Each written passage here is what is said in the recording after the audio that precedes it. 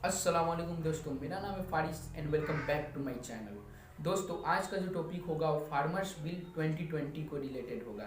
दोस्तों, क्या है इस बिल में, इसका कुछ हम लोग समझने की कोशिश करेंगे। लोग क्या ये बिल सही है, क्या ये बिल गलत है, ये सारी बात हम लोग इस वीडियो में समझने की कोशिश करेंगे। दोस्तों, इस वीडियो में हम लोग 3 पॉइंट लेकर इस टॉपिक को समझने की कोशिश करेंगे। दोस्तों, फर्स्ट जो पॉइंट होगा वो लोकल मार्केट सिस्टम होगा। सेकेंड जो पॉइंट होगा वो दोस्तों इस बिल के बारे में होगा।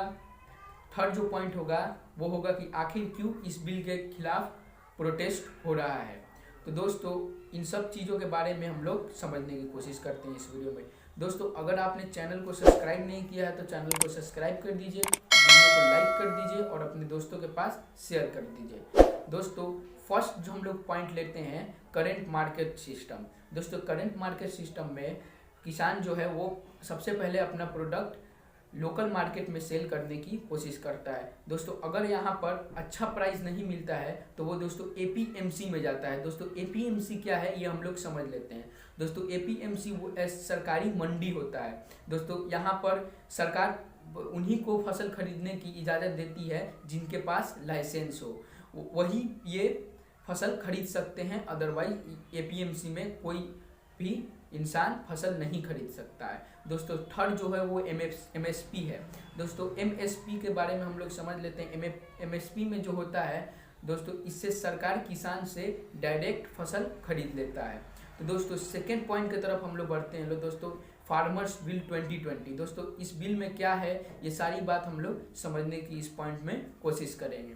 दोस्तों, पहले तो इस बिल के बारे में हम लोग जान लेते हैं कि कौन कौन से बिल सरकार लाया है। दोस्तों, फर्स्ट जो बिल है वो है farmers product trade commerce bill 2020। Second जो बिल है वो दोस्तों है farmers agreement of price insurance bill 2020।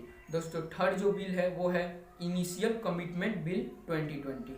अब दोस्तों, इन सारे बिल के बारे में हम लोग एक एक करके समझ लेते हैं। दोस्तों, पहला बिल की अगर हम बात करें farmers product trade commerce bill 2020 के बारे में। दोस्तों, इस बिल में जो होगा कि गवर्नमेंट का कोई भी रोल नहीं होगा।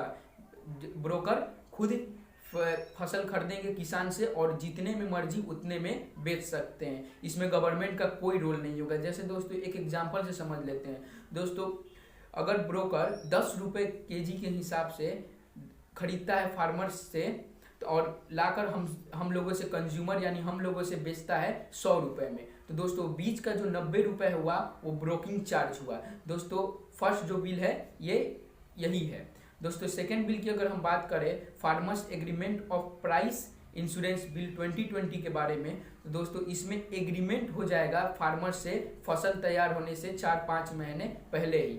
इसमें दोस्तों एग्रीमेंट में ये होगा कि कितने में आपको फसल बेचना है, कितने में।